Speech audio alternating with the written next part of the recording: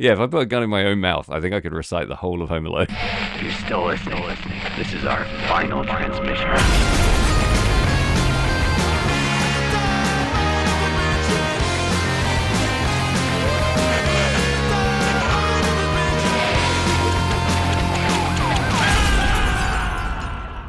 We're here, Jamie. How's it going? It's going all right, Sammy. It's going well. How the devil are you? Sehr gut. Schönes Wochenende. Und du? That's Sorry, German. I don't speak foreign. So what's happening your side of things? How are you? I'm well. Things are going nice. It's a nice summer Sunday morning, Sam. It's grey as fuck. It's threatening to rain, lashing down all yesterday. What a dream. Talk about Magical. the weather. Yeah. I mean, the good news is you're listening to the Final Transmission podcast with Sam Russo and Jamie Carruthers, and we're here to, as always, discuss a movie this week, a horror movie, you might say. Yeah, generally a horror movie. Generally. Sometimes it's horror adjacent. Is this But- horror adjacent, do you think? I think this is a horror movie. Okay. I guess the movie that we're talking about this week is 2006's Behind the Mask, The Rise of Leslie Vernon, which I guess it's about horror movies. It's about horror movie tropes. Yeah. It's mostly sort of like a snarky comedy deconstruction that moves into a more horror direction as it progresses. Yeah, I think that's a good spoiler-free analysis. So how did you come across this little hidden gem? When this movie was released, much like Hatchet, because it was around the same time, it was huge in the horror zeitgeist. Everyone was talking about it. Everyone in like the, we go Coco for Cuckoo Puffs or whatever horror scene. Go for cuckoo puffs. I think it might be the other way around, that, Sam. It might be. We've spoken German twice and made up a new word, so we're doing well. So it was everywhere, and you couldn't move without someone saying that it was the best movie they've ever seen in their life or whatever. Really? So it's quite well thought of. Yeah, well, that doesn't bode well. It's got a fandom, I guess, is what I'm asking. It's popular with the horror nerds. It does have a fandom, and I think because of, we'll get into obviously some spoilers, but I think it does some interesting things in the same way that Scream did in terms of like deconstructing the slasher genre, and it's built around a performance of someone who is, at least meant to be very likable and charismatic, and your mileage on that may vary. Sure. So I think like the way that it sort of juxtaposes what we know and what we think about slasher films and the quote unquote reality within the universe of this movie, I think is maybe quite fun and something that you can easily quite latch yourself onto if you like to think of yourself as sort of a smart horror viewer. Yeah, I think it's really interesting that this is a whole decade after Scream. I mean, that's 10 years have passed since the landmark moment where a really mainstream, incredibly popular horror movie started to show that it was very self-aware and sort of bending the genre a little bit in that, like you said, that sort of meta horror way. But 10 years later, a lot happens in that 10-year gap, right? And they're revisiting a similar premise, but with a much more broad palette in terms of influences and methods, I guess. Yeah, and I would say that this is, apart from like some stuff that it really massively spoon feeds you, which I do take some issue with, I feel like this is a much more niche and like horror viewer centric approach. So it's like, apart from all the stuff about the final girl and explaining what a final girl or survivor girl, as they call it in Behind the Mask is, like a lot of the other stuff is just sort of based on the fact that you would already know it. You should already know these tropes, and that's how we get to subvert them. Yeah. Which, not niche because, slasher movies are one of the biggest genres in horror, but also outside of horror. It's one of the few sort of horror genres that people who don't necessarily engage with horror would engage with. Yeah. So I think it does do some different things to Scream, and maybe we'll get into the nuance of that once we're into Spoiler City. But Sure. Why don't we drop a synopsis and then just get right into it? So Yeah, absolutely. Leslie Vernon, as a child, killed his mum and then was drowned in the lake in the sleepy burg of Glen Echo, and now it's some period of time later, 25 years later or whatever, and he's back to slash some teens, but he's not alone. He's brought along a local film crew who are making a sort of a master's thesis documentary on the slasher killer that is Leslie Vernon. And they follow him as he prepares for his big night of slashing, and as he stalks his survivor girl, and then as ultimately begins, killing people. And the movie moves on from there. No spoilers. No spoilers. Yeah, I like that the urban legend, or the whatever you call it, the folk tale of him dying is that he's, bound and marched off a waterfall. I thought that was quite a fun touch. Yeah, that is cool. How did you feel about the fact that the girl that plays Taylor Gentry in this is the girl from Home Alone that says... It's Linny from Home Alone. As soon as I saw her, I was like, you're what the French call les incompetents. There she fucking is. Oh, I love every second of it. I think she's great. She is really, great. really like her. I love her in Home Alone, obviously. And then seeing her at the height of her powers, at the peak of her career as an adult actor. This is great fun, yeah. It's like it's insane that her face hasn't changed. Yeah, it's she's, I guess, like one of those kid actors who was just sort of like set in the mold at about 9 years old. Fully formed, absolutely. Yeah, exactly. It's a super weird character to immediately recognize. She's like the ninth of 14 kids or something. Home Alone, just because she has like one line that sticks in my mind. But she's she's great. It's one of the great standout lines from Home Alone, though. Yeah, it's true. Yeah, it's pretty iconic. Between her line, "You're what the French call les incompetents," and "Buzz, your girlfriend woof," those are like my two most quoted lines from Home Alone. Yeah, I mean, I'm a real sad piece of shit, and I think if you put a gun to my head, I could recite the entire Home Alone movie, one-man show style. I liked seeing her as soon as she popped on screen. It was one of those like, is it? Yeah, it fucking is. And then I looked it up and I was like, dang. Yeah, she definitely, I wouldn't say had like an absolute fucking rocket of a career after Home Alone, like certain actors. But it does seem like she's had a pretty, Pesci, shot to superstardom after his appearance in a little-known movie called Home Alone. I mean, do you know her from much else? Would be a quick way to get this question answered, I guess. No, she's two people to me. She's Linny and she's Taylor, and I don't think I've seen her in anything else. Home Alone 1, 2, and this. Yeah.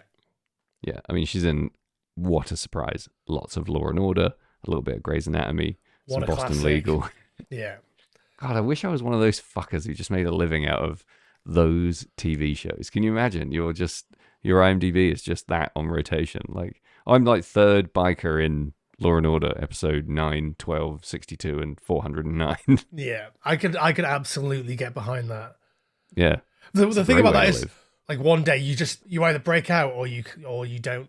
You break out or you retire. You become Walter White or you become Walter White. Do you know what I mean?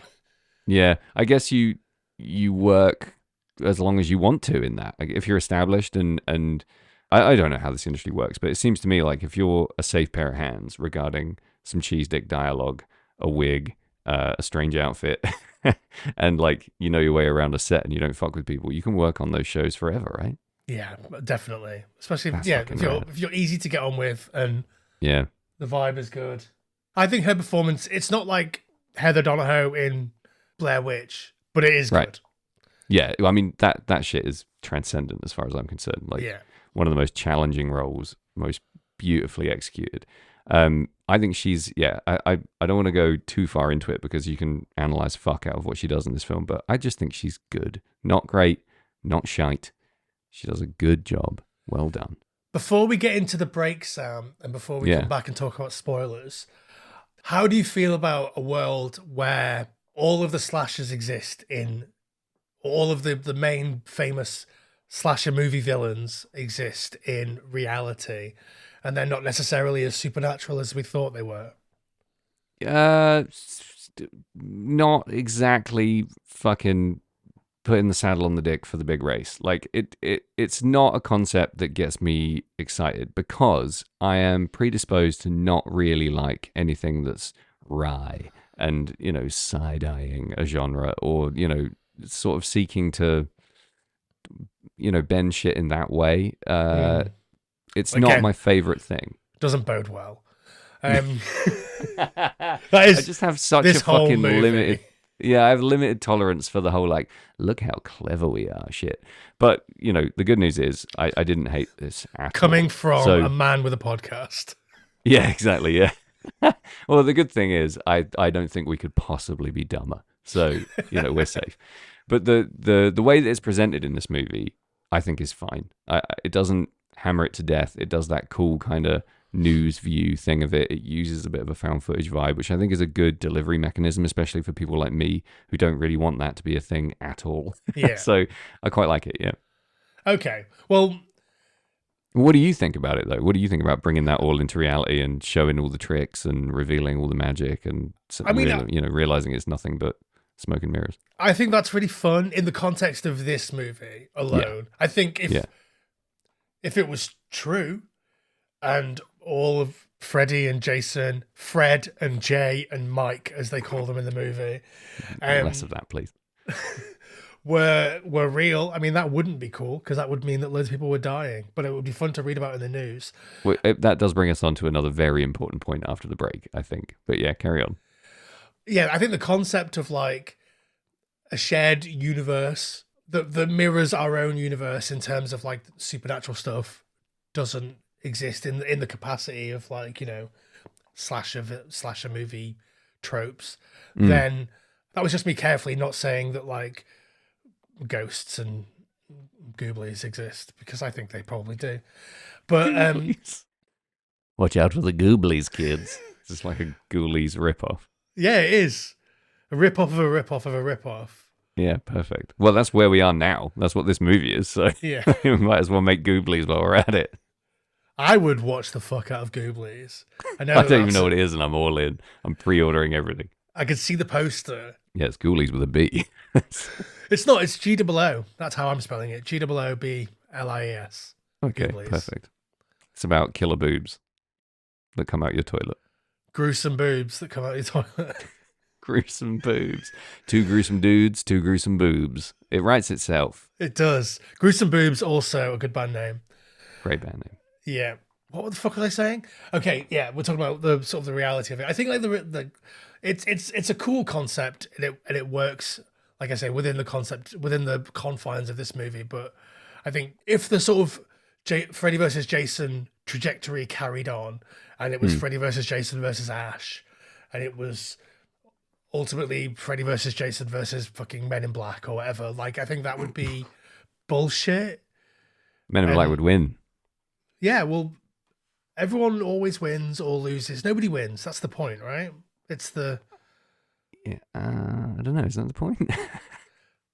Yeah, because like you can't have anybody win, because all the Fred heads would be like, Freddy lost. And Our all guy the, lost. Yeah, and all the Jason babies would be like, well, Jason lost. So yeah, true. you have to be literally winking at the camera, Sam, Yeah. in order to, get through that. And that's how... Was that a reference to Freddy's seven head at the end of Freddy vs. Jason? It Oh, was. But I think it's a cool concept, and I think like the idea of like, looking at slasher tropes and trying to like justify or personify them in a real world setting is interesting. And that's the last thing I'm going to say before we go to break. So let's go to break, Sam. All right, let's break.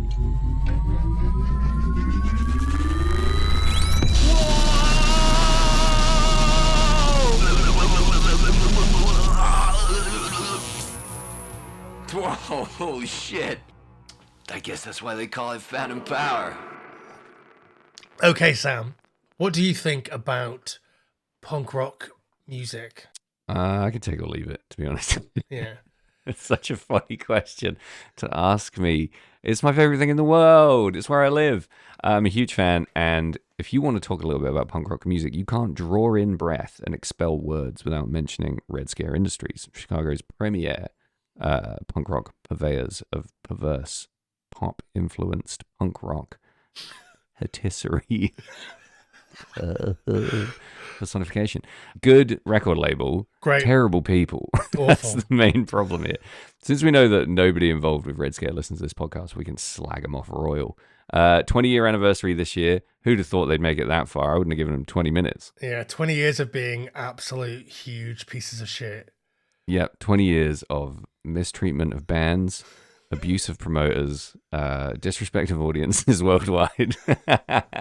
No, Red Scare rips. You should go buy some Red Scare records and keep an eye out for, big updates around this time of year if you're listening in 2024, because the 20-year anniversary is upon us.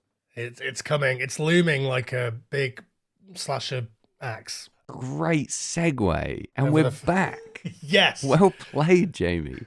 So here's the thing about this film.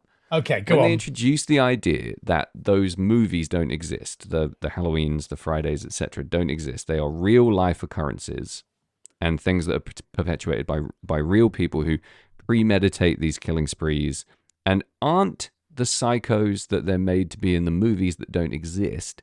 They're in fact systematic professional killers, essentially, who orchestrate a big theatrical kind of game for themselves, I guess. It's not like a spectator thing. It's much more about them. What I'm asking is, where do the tropes come from in this? Like, how are the tropes established in this movie if the movies don't exist? It's a great question. Next. Next thing that slightly bothers me, is this movie was like 2 steps away from doing something that would have honestly made me turn it off and ring you and be like, we need a different movie. If they'd cut to like a director's chair and like a guy sitting kind of sideways in it with his mask in his lap, like smoking a cig, doing an interview, and it's supposed to be fucking Michael Myers with his mask off, just chatting to the camera, and he's like, well, here's what I do. First of all, if they'd done shit like that, I would have been out. So that's how close it was. But it is I'm very glad I close to stuck with that, it. because They show obviously the house, Yeah. Yeah. And like the Eugene character is meant to be a slasher from an old movie that they don't name. The theory on the internet is that he's Billy from Black Christmas. No way. That's who he's meant to be. But he also talks about quantity over quality. So Yeah. the idea is that he's maybe several of these like one-hit slasher killer type people. That's interesting. Which I like that they mentioned Chucky. Like, yeah. I'm sorry, what? No, that's not. So you're implying that Chucky isn't a movie, is a real killer, and is basically a puppet that somebody puppeteers to run around and kill people. I was like, wait, whoa, hold on. Yeah, I love that they stretch the slashers are real people, like way beyond any sort of reasonable thing, and that's the Chucky thing is the sort of the straw that breaks the camel's back there. And like obviously the writers are just having fun. Yeah, and that's good because it is, to somebody who finds this kind of stuff funny, I bet it's fucking absolute thigh slapping. Like, Yeah. because that is funny. To me, it's only funny when you break it down and kind of laugh at it afterwards. But in the movie, you can see that they're having fun with it, and that's why it flies. Like, if they were being fucking deadly serious and like, yeah, Chucky, I puppeteer his ass and get those bitches, like, that'd be ridiculous. But I like how they bring that levity to it and make it more believable with humor. I think that's clever. The whole movie lives or dies on the performance of Nathan Basil as Leslie Vernon. Yeah. Viewer mileage on this might vary. I think that he's just about charismatic enough to carry it. Mm. And I like that it sort of subverts what you expect the slasher guy to be outside of, Halloween night or whatever. Sure. He does look and act like a man that would have a soul patch, even if he didn't have a soul patch. He's of his time. He's an absolute 2006 transplant. Yeah. Like a lot of things that are totally unacceptable now, he's very much of his time. Yeah. I get a big kick out of him, to be totally honest. I love that he sort of looks like a lot of people rolled into one. Yeah. And he has massive Jim Carrey Cable Guy vibes for huge chunks of this movie, which I find really compelling. I like that manic energy. I don't know, he's got a little bit of Kevin Bacon to him, which I think is surely deliberate. With a bit of Ethan Hawke, with a bit of like, all of those wiry, manic, skinny, guys who are on the horror radar briefly and then moved on to have massive careers. I think he's been picked for that reason. There's photos of him online where he just fucking is Kevin Bacon, you know? He's got a bit of John Malkovich, and he's a weird looking guy because he's like a composite sketch of like fucking 40 different horror dudes. And I didn't find him anywhere near as annoying as I thought I would find him after about 5 minutes. You know, you've been with him for 5 minutes, you think, this is going to get fucking tired. And it actually kind of doesn't for me, at least. How do you feel about him? I'm guessing you're more of a small doses of this guy. Yeah, I think he ebbs and flows, really. I think that his performance is really good, and he is probably the perfect person to play this character, because anybody else, they'd either lose you off the bat or they would be too intense and too brooding. And the idea is that like he's a goofy, fun, normal guy when he's not Leslie Vernon. Spoiler alert, he's not Leslie Vernon. Spoiler alert, he's not fun. He kills people a lot. But I do think that like he gets annoying sometimes, but then he comes back from being annoying.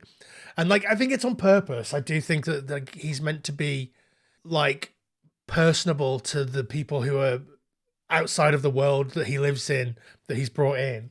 He's so personable to them and so like overly familiar and intense that like sort of becomes annoying. And I think this movie is at its best. Behind the Mask is at its best when it is sort of poking fun at those slasher tropes, but it does get a little bit much. Yeah, I agree. I agree wholeheartedly. I think it's interesting reading about him and finding out he's had such a, you know, busy and successful life in theatre and has worked, you know, pretty much endlessly the whole time. No huge career gaps or anything weird like that. He's a busy dude, and I totally see why. He's obviously an accomplished actor, and I think this is a hard role to pull off. Yeah. You know, just in the pitch alone, like you're a serial killer, but you're not, you know, a brooding, backward psychopath who lives in the woods. You're actually basically fine, and you've decided that you're gonna live a serial killer life by fulfilling slasher tropes, and you're building up to this one big night, and you're gonna let a film crew film you. That's a tough space to inhabit as a performer, I think, because you know, where the fuck do you go with that? And that's testament to the direction, I guess. This is quite well directed in that regard, because this could have been a complete fuck show with that premise. Do you know what I mean? Yeah. So I do have a lot of respect for his performance. I think he pulls off a lot of stuff that's quite impressive. And I think when it's annoying, it's probably supposed to be. You're supposed to sort of tire of him at specific points. So some good editing, probably. I quite like looking at him. I think he's a cool character to have on screen a lot of the time, just his mannerisms. And he's right, like I say, he's right on the cusp of kind of rubber facing quite a bit here and there, but stays on the right side of it for me. He was picked. I don't know how involved he was in the writing, whether he knew Scott Glosserman and David Steve beforehand, and they wrote it with him in mind. But I do like that he is, you know, the polar opposite of like what you would expect Jason or Freddy or Michael Myers to be like when they're not on. Yeah. And I think that's fun. I have to say, I think the fun in that is really minimal for me, because I've spent so long living in that kind of imagined world where, you know, the space that people always talk about with the Friday movies, like, what the fuck is Jason doing between movies? And it's not this. Do you know what I mean? In my mind. And it's the same with Halloween. Like, what the fuck is going on in Haddonfield when it's not Halloween? You know, I find that really alluring and mysterious, and it's the crux of a lot of the horror that makes it interesting for me.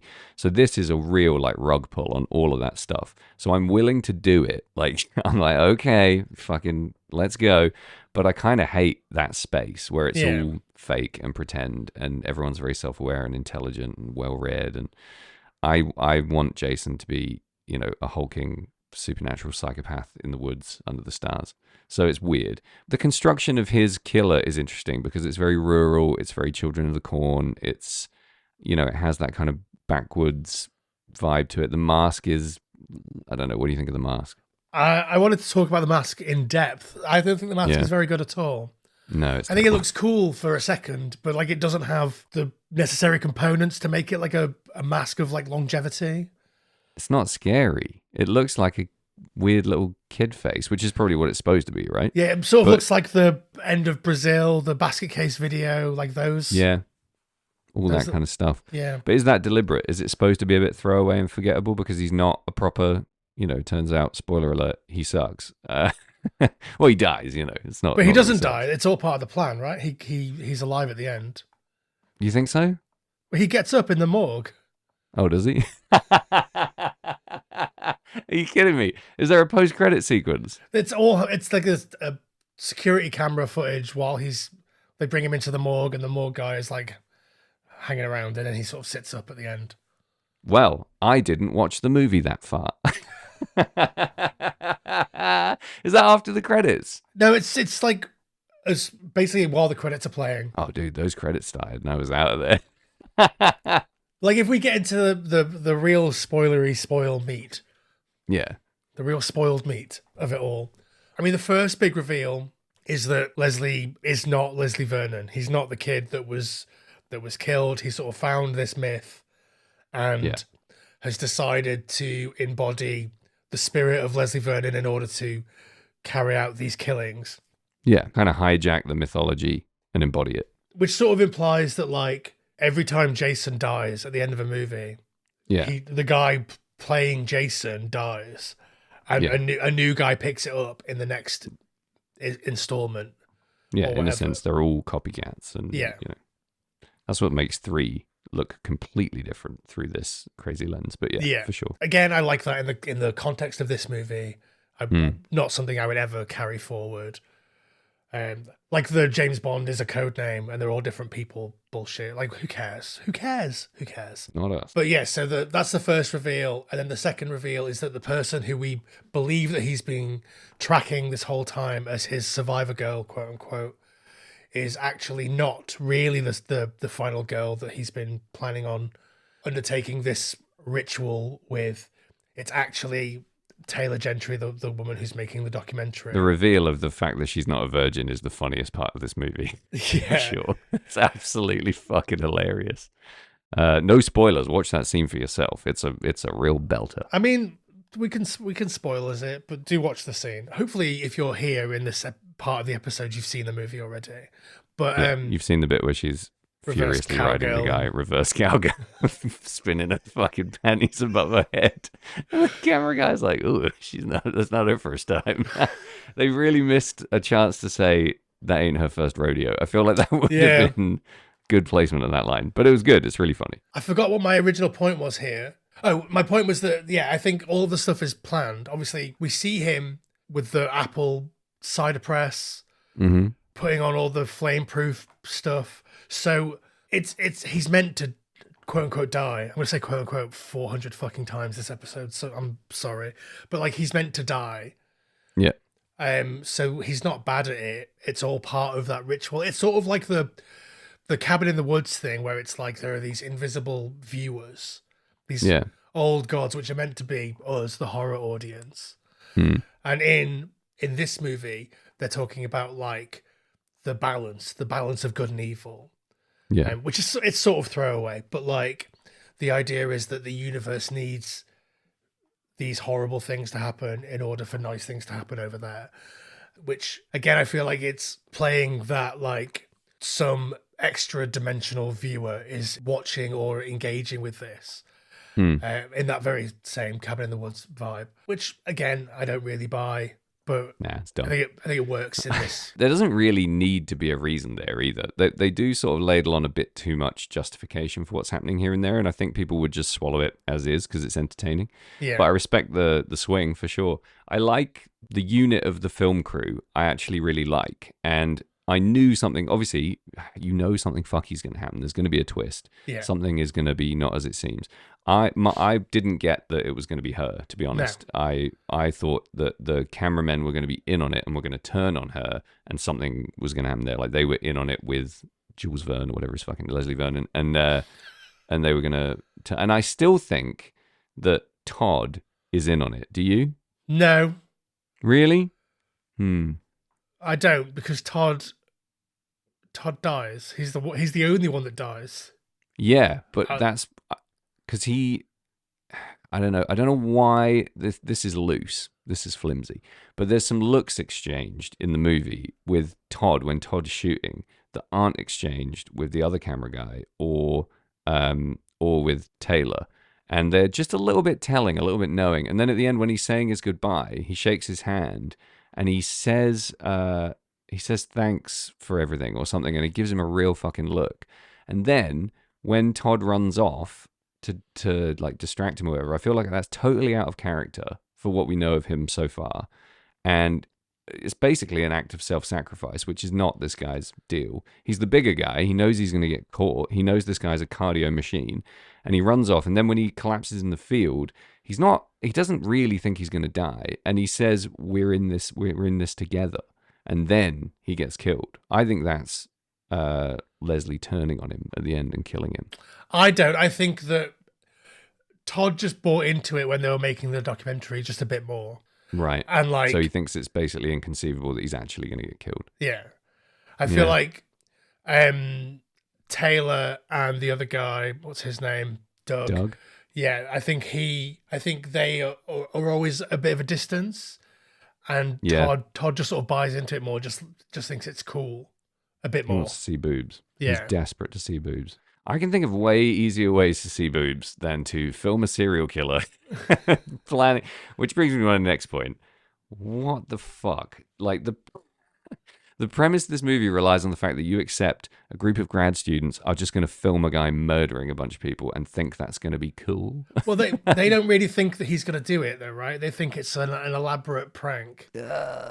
I don't know if I can buy that, though, as a viewer. Do you know what I mean? Like, they're surprised when he starts killing people. I think that's nonsense. When a guy shows up with a gun and starts fucking shooting people, I'm like, nah, this is the absolute point of no return for you. Like, if you really thought this was all going to be fine and there was going to be like a trapdoor or some shit, I don't know. I found that a little bit hard to swallow. It didn't detract from it too much. I just found myself every now and then wondering, like, why the fuck are you so dumb you think you're going to be able to submit your snuff film for your masters? Like, what is happening?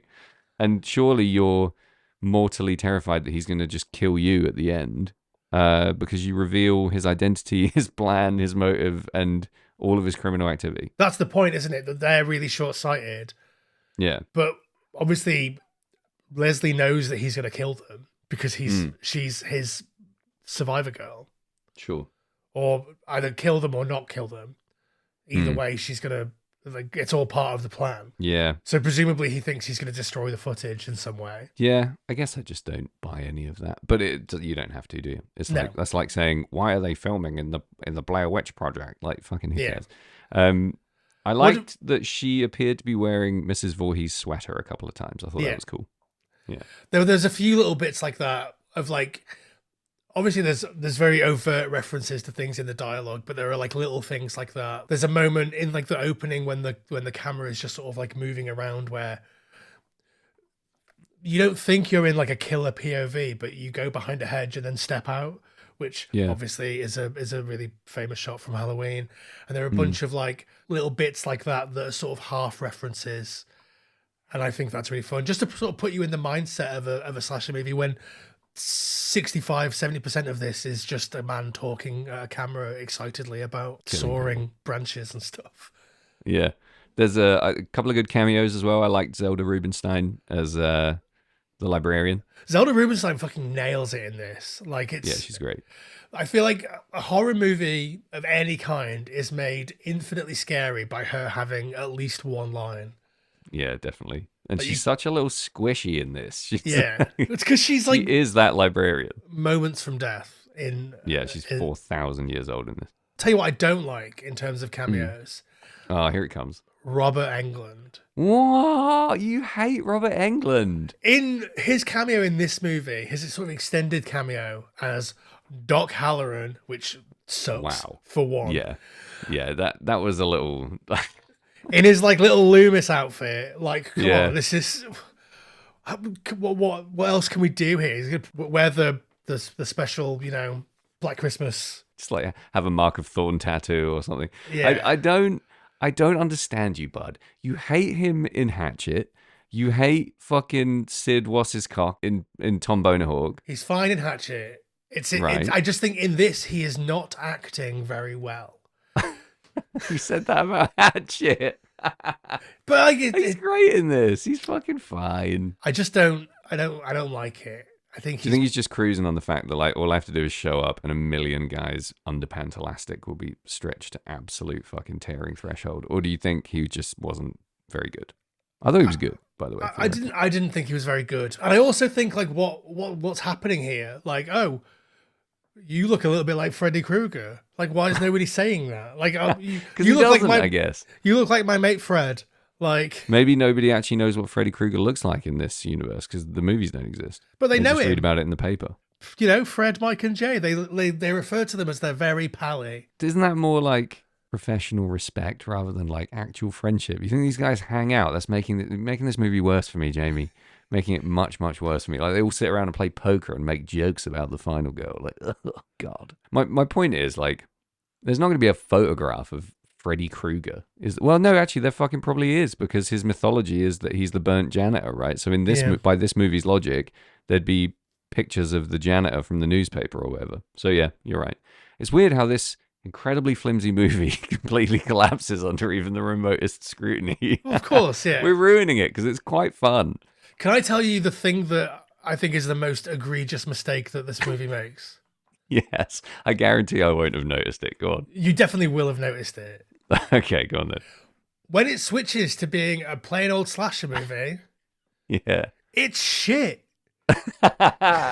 Yeah, it is really fucking. It's just lolloping along. We've spent all this time like setting up all these slasher tropes, and then just to see the tropes play out. Like we've already seen these tropes play out in 1,000 other movies. Like we know. Yeah, that's why in this movie we know exactly what's coming. Yeah, so we don't need any of that. Yeah, and that's. I think it would be a much more interesting movie if, when it switched from documentary to real movie, that if it carried on just sort of following Leslie Vernon and we watch him as he's like doing these things. Which is apparently what's happening with the new Friday movie, right? They're talking about how it's going to be Jason POV. Well, that's in a Violent Nature is all. Oh yeah, that's one as well, yeah. Yeah, which we're going to cover later this month. Magical. Great tie-in. Yeah. What would you have thought to the idea that when we have this huge tectonic shift to being in a slasher movie, if they're like, there's a tracking shot where they're running along outside and in all the barn windows you can see a reflection of the film crew or something like that, how would you feel about that level of meta? Or it just pans around and like there's a whole fucking light rig and a film crew at the end? Yeah, I mean, I don't think I would like that. I wouldn't like it at all, but that's what's happening in this film, isn't it? Yeah. It's implying that this entire thing is within a slasher movie. Yeah. I like the implication of it. I think the implication of it is fine. I think if you take that implication and make it not an implication and make it the reality. Yeah. I don't like that. No. You have like Michael Myers walks on because he's a slasher consultant and he starts walking people through the closet scene. I mean, that's where this movie lives, but thank fuck it doesn't go there because that slasher movie, I like the transition. The switch is quite abrupt. It's quite fun. Like, but it's interesting enough of a move to take the movie somewhere different for the final third that you kind of still stay with it. But I think you're right. It's not as fun as it could have been. Do you know what I mean? That could have been where things really leap into a new pace in particular. This movie needed a lift in pace at some point, and it doesn't really get it there. Yeah, I think this is where it pulls its punches in terms of like a lot of the time, like I said in the opening, we're talking about fairly esoteric things that only people who watch slasher films really care about, or only people that like really, really engage with these sorts of movies really care about. Yeah. But then the in-depth discussion of like what stuff represents and what the final girl, survivor girl, is, and then having to see all those tropes play out in real time, even though they're slight inversions of the tropes that we've seen him explain, like the spark plugs thing or whatever. Yeah. That to me says that we're presenting this to people who don't know this. So like, it makes me wonder who this movie's even for. Yeah, maybe you just can't be too niche. Do you know what I mean? Maybe you just can't assume too much. And we do regularly forget, I think, as people who watch and enjoy and talk about movies, that some people just watch it and they don't think about it beyond that, and it's Yeah. just pure lights, colors, and noises. Well, that's what I mean though, is that like a lot of it is too niche. So the people that just passively watch these movies Yeah. or don't have the level of buy-in that we and many other sort of horror fans have, all that stuff would be like, what the fuck are they talking about? Whereas like all the really on the nose and expository and explanatory stuff, it's like, this is boring for us because we know. So like in the end, in the end, I think overall the movie is good, but I think the idea that like there are these two opposing audiences that are both left a little bit unsatisfied in certain areas because of the way that it has to either pander to one of them or pander to the other, and you can't pander to both unless you make something surreal. There's a very interesting choice in the movie where they sort of decide to present all of that like it's obvious, like, and then obviously she goes down the slide, which represents blah blah blah blah blah. Whereas, you know, in another universe, they present it as brand new news. Do you know what I mean? They're like, and then this happens, and this represents this, and that creates a completely different audience reaction, I think, and that's why it's a little bit too wry for my, you know, for my 100% buy-in. That being said, it is just fun to spend time, in my opinion, exploring the slasher genre kind of almost in any light, because I do find it deeply interesting. I find it very entertaining. I enjoy a lot of slasher movies. So even this, which is essentially making fun of the whole genre and everything interesting and fun about it in a new sort of, I guess, in a different way to what we've seen before, but not really, is time well spent, you know. It's difficult because I don't think you can ever really top Scream for this kind of approach. Yeah. I just think it's fucking perfect. Like, Scream is still so good, and it looks great, and the plot was fucking fantastic when it came. I remember seeing it in the cinema and just losing my shit. But it, you know, even viewing now in 2024, I still think it fucking holds up and it's brilliant. So films like this are always going to be measured, I guess, slightly unfairly against Scream, like the number one. But what other movies? You mentioned Cabin in the Woods. Is there other shit that you're putting this in the same kind of category as, and maybe measuring it against a little bit? I guess like Wes Craven's New Nightmare, which was obviously the precursor to Scream. There are loads of like meta horror movies. Yeah. And like most of them suck. This one doesn't suck, but it's not Scream, like you say. I also think that like this movie looks like ass. I didn't have high expectations for how it was going to look, to be honest, so I didn't really notice. I thought it looked fine. You sort of give it a pass because it's a found footage documentary style approach.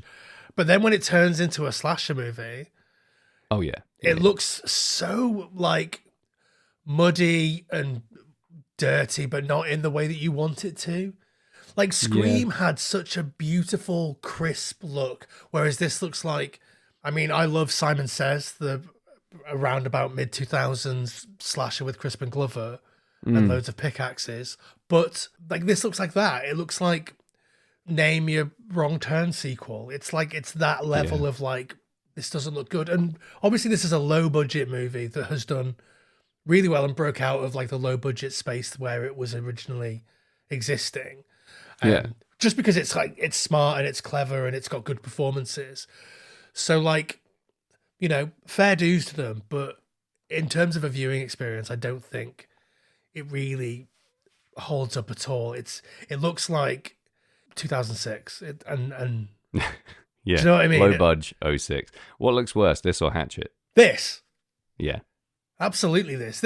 Hatchet, Scott Glosserman is an interesting writer and he's good at directing actors to get interesting performances out of them like we see in this.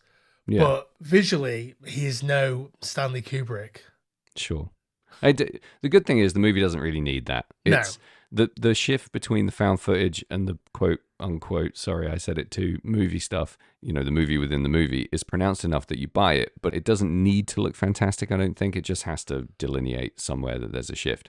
But yeah, like I said, I enjoyed the costume. I thought the costume work was good, and that's really where my eye was for most of the movie. Everyone looked believably who they were in terms of what they were wearing. And to be honest, maybe this is massively shallow, but the older I get, the more I'm looking at costume in movies, because a lot of films fucking kind of live or die by it, in my opinion. If nobody looks like they belong where they are, or like their character would actually choose to wear those clothes, I can't fucking buy it anymore. Yeah. So I respect when all these people from 2006 very much look like they're from 2006. And I liked the reveal of the camera guys. I thought that was great because you don't see them for the whole movie. You kind of forget they're there until they speak.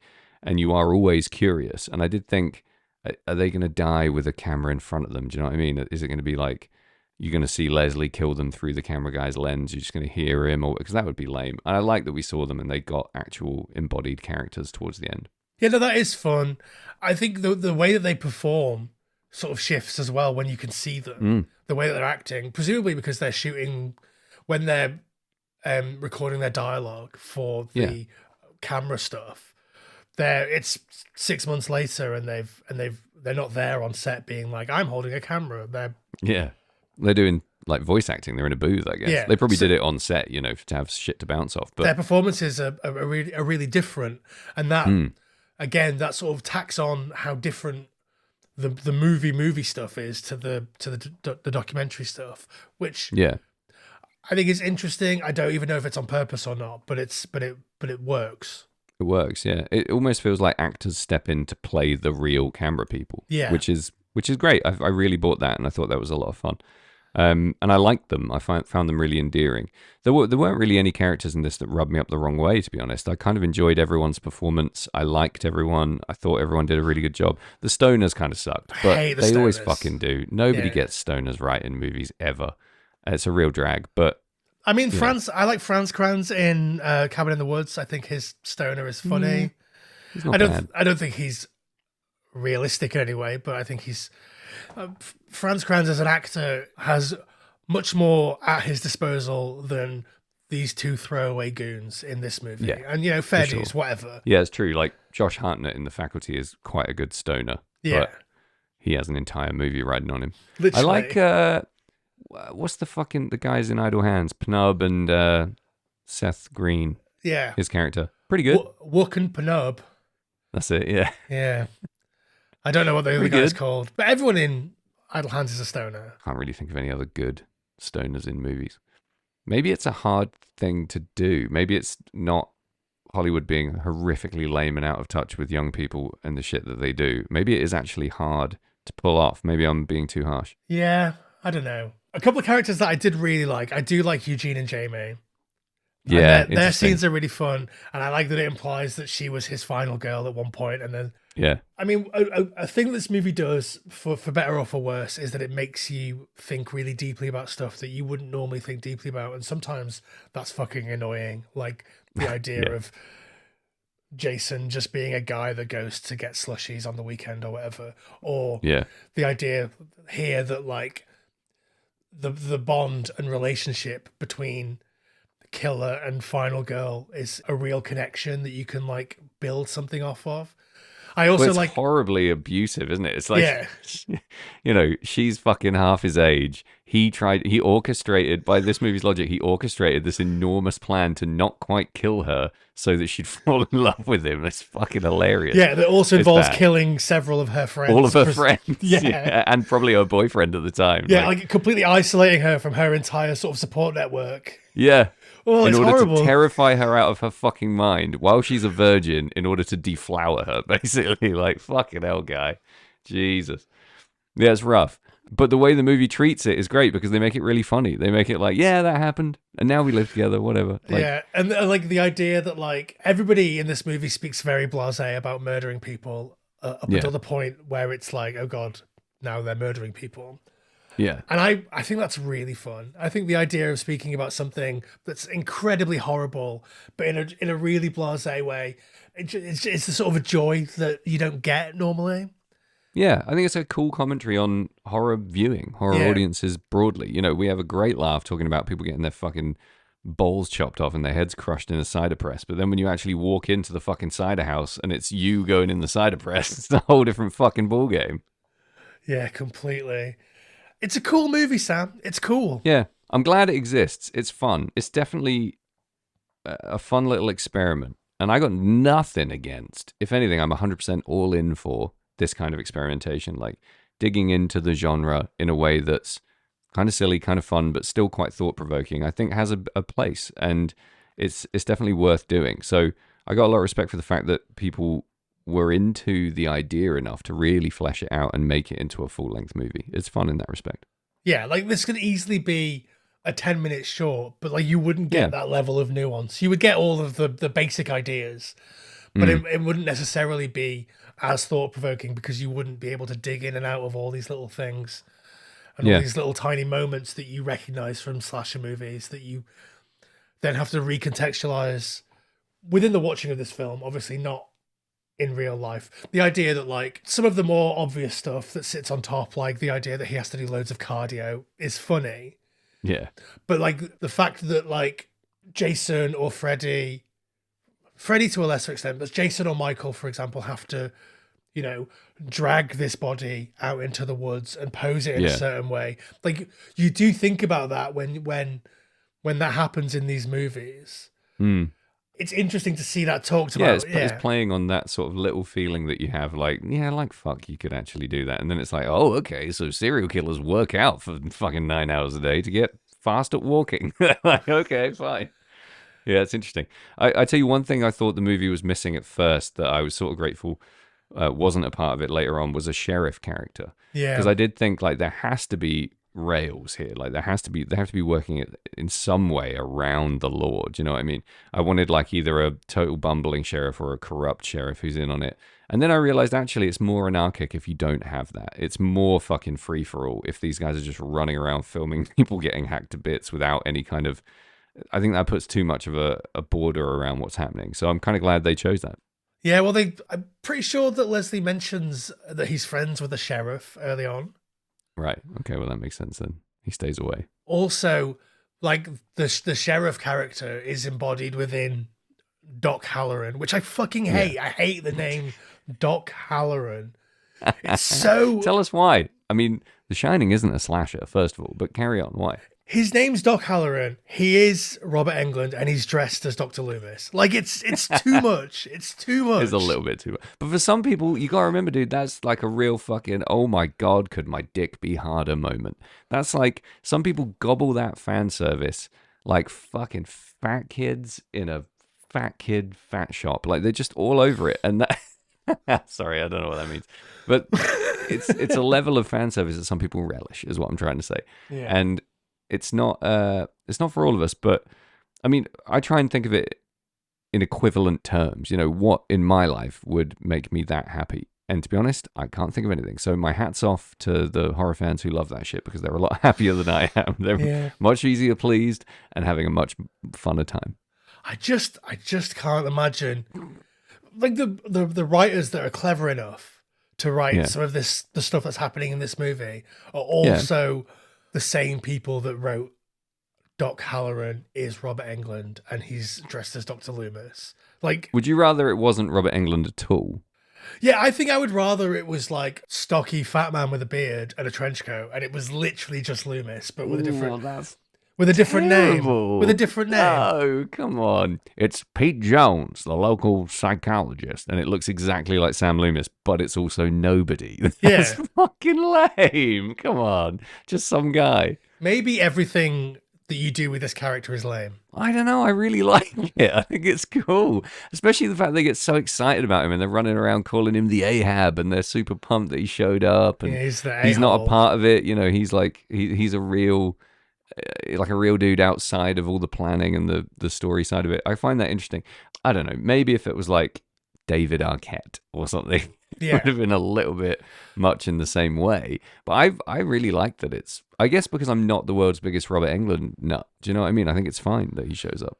Yeah, I think the only real thing that I think is cool about him is that his character is there for a reason and isn't just like an insert of these obvious references, and I think that's why he exists, and he exists in such this obvious referencey ways that he's also he sits outside of these references because he is Leslie Mancuso's therapist, psychologist. Yeah, he's kind of real in the movie context. That could be anarchic, that could be rails, it could be anything. Like, his influence at some point is going to do something interesting to the movie, which sadly actually doesn't in the final scenes. he gets hit on the No. head with a shovel and then just sort of walks away with everyone at the end. Yeah, Kind of wasted. But definitely wasted. yeah. Nice Kane Hodder cameo. Sure. How come we came into this clearly feeling like I was going to have a hard time and you were going to have a blast, and you have decided you hate this movie, and I've decided I'm having a great time? Not at all. I love this movie. I think overall, I think it's really good, and we'll maybe take a break shortly and come back and do our full sum ups. But I don't know. I think like a cameo, Zelda Rubinstein's cameo is great. She's there for a minute. She does something worthwhile. She's in and out. She dies at the end of her cameo. Like, I think that's fun. Yeah. Robert Englund's cameo, it does serve a purpose. I just think it's a bit too fan servicey, and I also think that he's not giving us a performance that I think is worthy of the other performances that we see in this movie. Like, sure. I agree. Yeah. If you think about how like Scott Wilson as Eugene, as a an older actor who's been in loads of stuff, not necessarily known as a great actor, but he's there. Like, he's incredibly believable throughout this whole thing. Obviously, Nathan Basil is incredibly believable. Everybody else, I mean, some of the people that play the teenagers are bad, but I also think that's a choice because they're teenagers in a slasher movie. Which I hate, by the way. I find that so offensive.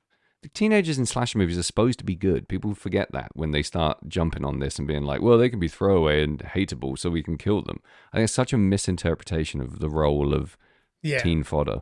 It sucks. But anyway. Teen fodder? We were just talking about his teen cameo. Fodder, Kane Hodder's cousin.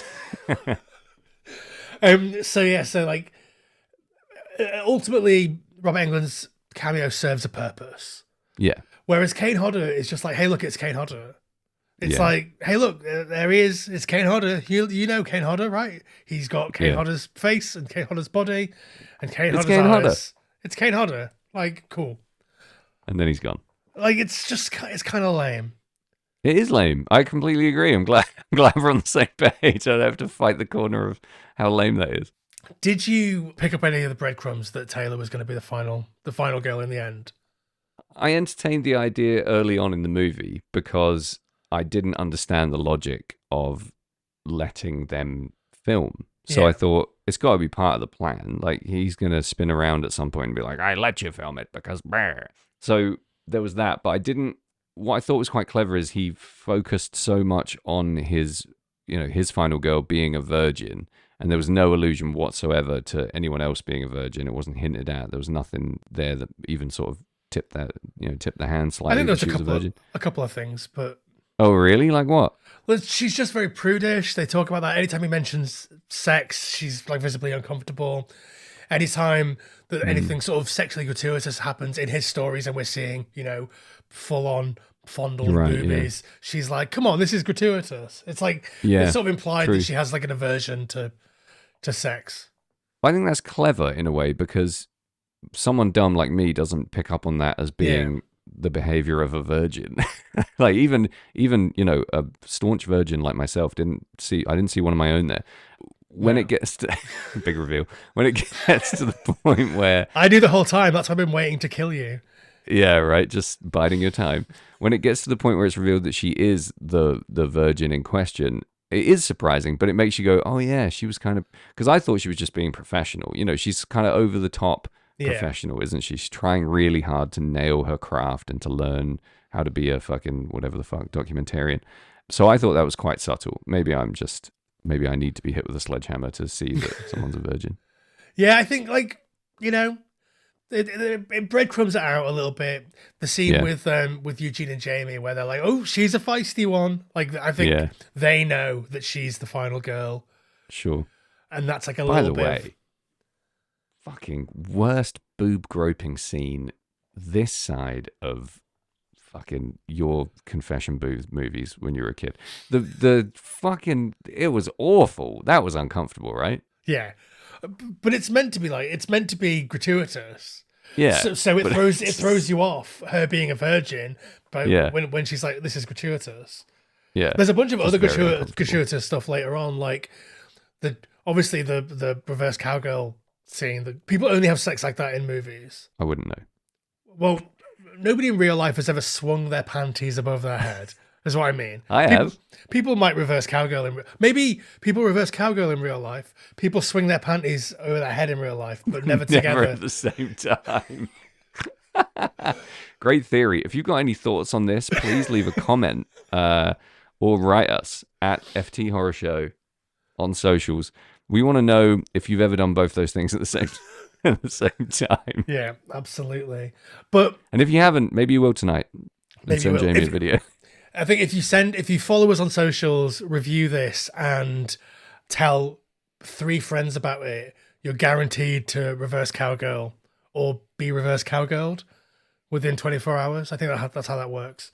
That's how that works in the mirror twice.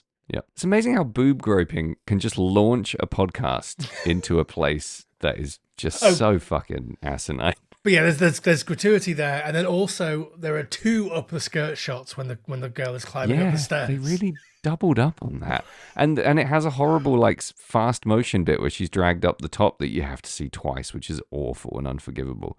At some point, someone in the edit was like, "We can either have this really long lingering shot up her skirt and a realistic drag up to the loft of the barn, or we can speed up the drag up to the barn and linger on the upskirt. What do you want to do, Jimmy?" I think you know which one it is. Fuck me, Jesus. Yeah, I didn't enjoy that. But again, I just feel real pervy about it now that I'm 39. Do you know what I mean? These are fucking children. Just it's why I couldn't watch the TV show Sex Education that everybody in the world was raving about. Because you're just watching kids fuck the whole time. Literally just watching teenagers have sex. And like that's I'm sure they are consenting adult actors. 40-year-olds, yeah. Yeah, exactly. But it doesn't matter that they're that in real life because the characters are 15-year-old people having sex in school. Like, that's the context. Weird to me. Weird. That is weird. Yeah. Weird, and I don't like it. I don't want to engage with that. Good cover story, bud. Well played. Makes me feel very leery. Leery. Yeah, there's good Leery and bad Leery, and that falls on the bad Leery side. Makes me feel like Cotton Leary. Hello, good reference. The shots, the upskirting was all the rage in, I'm going to go for it, 96, not in 2006. I feel like that has to be a reference of some kind because I think movie-going audiences were a little bit over the fact that an upskirt is in any way exciting by 2006. It felt out of place, so surely referential. I think broadly referential to the fact that there is gratuity in slasher movies. And like, I guess maybe in the earlier scene when Leslie Vernon or Leslie Mancuso, or let's call him Leslie Vernon, is telling the story and he's like, hey, who's telling this story? So maybe the stuff that we're seeing at the end is still him telling the story. Good point. All right, let's fucking wrap this shit up for the good people. We'll be back right after this with our rappy uppies. Rappy uppies. Will you give it up, man? Nobody's out there. We're alone. Oh no, there's somebody out there. I'm picking up all this crosstalk. Sam. Jamie. We're all ready to wrap up. We are? Do you want to go first, or would you like me to go first?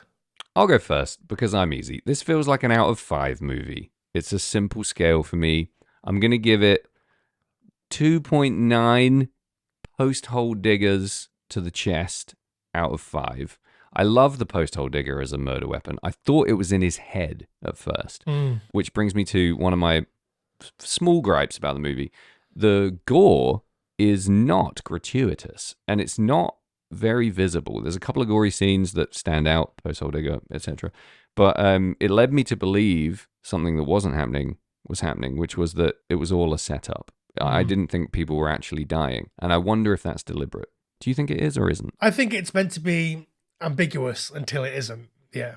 Okay, good. Like that's how I felt. When they run up to the room where he'd murdered murdered that couple that were having sex, and there's no evidence of any murder in there. Yes. It's meant to be like, we as the audience know, and they should know because they've been told that he's going to take them and pose them somewhere else. But in the moment, they've forgotten everything that he's just spent days telling them, which is annoying. I enjoyed watching this movie, and I did not think I would, because it's not the kind of movie I usually enjoy, which means it's probably doing its job incredibly well. if I go see a movie and I'm like, I don't like rom-coms or whatever, and the rom-com is fantastic and I love it, it's probably a great rom-com. I don't have a huge barometer for, the actual quality of this movie because I don't really know. But what I do know is I really enjoyed watching it and it held my attention the entire time. There was enough mystery to keep me hanging on. It was clever enough to make me think it's probably going to do something really clever quite soon that I didn't see coming. So that keeps me in my seat and it keeps me glued. The performances were totally, spot on for what they are. And I really liked every single character. I didn't have anyone where I was like, get the fuck out of here, man, you suck. So time well spent, a good fun romp. I would say probably not my number one choice for like a Friday Beers movie, but maybe more so than fucking, what was last week? Can't remember the name Possession. of the movie. More so than Possession, let me tell you. Yeah. So yeah, a definitely a small goose fun time, this movie. No major complaints, not offensive to my sensibilities in any way, enjoyable. I think in the pecking order of like films that you watch on a Friday night, if you're, say, with a bunch of friends and you're marathoning horror movies, you put it on first so you're not too pissed while you're watching it. Possibly. I'd maybe put it somewhere in the middle as a bit of a break almost, because you don't really have to invest in this at all to kind of get it, Yeah, true. Because it does a good job of communicating its central thesis. I was going to say, because it's also telegraphed. Like, you could say either of those things and they would both be true. Yeah, that's a good point, yeah. I completely agree with everything you've said, basically. I would rate it a little bit higher. I give it 6 out of 9 turns of the cider press. I do think it's really clever. I think there are things wrong with it. But it's never boring. It never loses its central focus. Maybe some of the slasher movie stuff at the end is a bit, not my favorite. Like I said, I think it's annoying that we've seen him set up all these tropes and then we just have to watch those tropes play out. And you can dig in as much as you like or as little as you like. Like you say, you can passively watch this, or you can obsessively think about every detail, which, is how I watch movies because I can't relax. But it appeals to our nature as analytical nerds. It's great fodder for that. It's quite telling that I didn't actually watch the movie to the end, which is really bad. Like, as soon as it went black, I was like, done, see ya. That sums up my whole experience. I had fun, I turned it off, I walked away. I probably should have watched it to the very end as a person watching a movie for a specific reason, but whatever. Has anyone ever told you look a bit like Robert Englund? They haven't. I think it's because I don't. I don't know. When was the last time you shaved? 2009? Yeah, maybe. I think you look a little bit like Robert Englund, dude. I don't think I do. I think you've got that cheeky, sexy, psycho-killer, qu'est-ce-que-c'est look about you. But which Robert Englund? Like, do I look like Buck who came to fuck in Eaten Alive, or do I look like? It might just be the stripy red sweater and the claws and the fedora, but you look a little bit like Robert Englund. I mean, my face was burnt in a fire. Is that what it is? Was that when you were touching kids in a basement, or was that? Oh.